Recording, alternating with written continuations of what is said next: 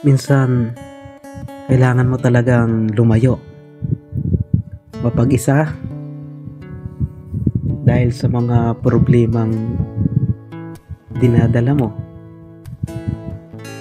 Yung tipong malayo sa maraming tao, yung maglalakbay ka na panandalian lamang para kumalma ang iyong isipan sa lahat ng problemang dinadala mo.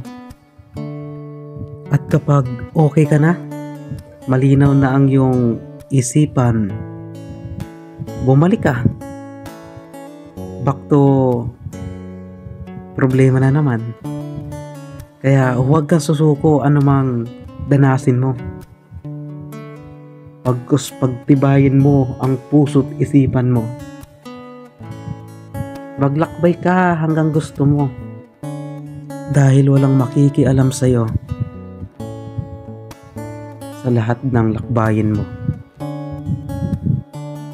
At alam ko,